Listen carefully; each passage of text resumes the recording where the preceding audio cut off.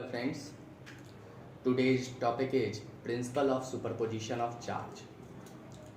Principle of superposition of charge. What is superposition of charge? In Coulomb's law of vector form or only Coulomb's law, we only explain about the electrostatic force between two charges.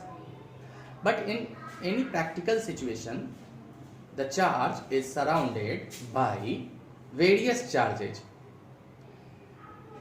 So we have to find out what is the net force exerted on a charge due to other charge surrounded it.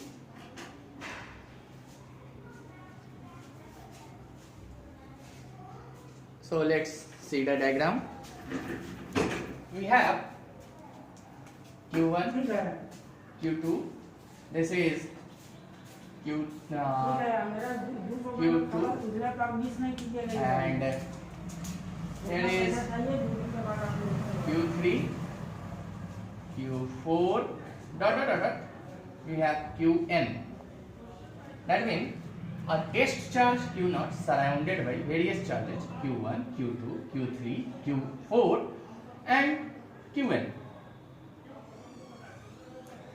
The position vectors are respectively R1,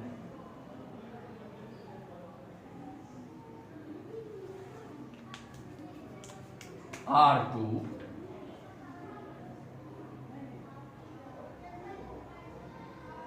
R3, R4 and Rn. Charge Q1 applied force on Q0 in this direction, Q2 on Q0 in this direction, Q3 on Q0 in this direction, Q4 on Q0 in this direction, and similarly Qn on Q0 in this direction.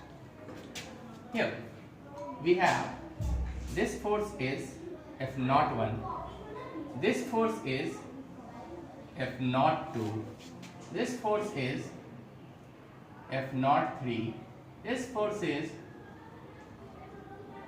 F04 and that is F0n. According to Coulomb's law of vector form, we have vector F01 is equal to K. I am writing K instead of 1 by 4 pi epsilon naught. It is a large quantity, so I only write K here. K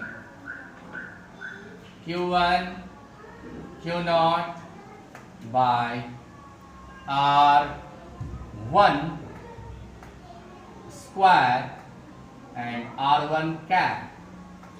Similarly, F02 is equal to K Q2 Q0 by R2 square and R2 cap, and so on. We have now what is the superposition theory? Superposition, according to superposition theory, it is the net force exerted over the test charge will be the algebraic sum of all the forces involved. That means net force Fnet is equal to F01 plus F02 plus F0n. Hence, we can take some common things out. K Q0 and inside it Q1 by R1 square, Q2 by R2 square and Qn by Rn square. So it can be written as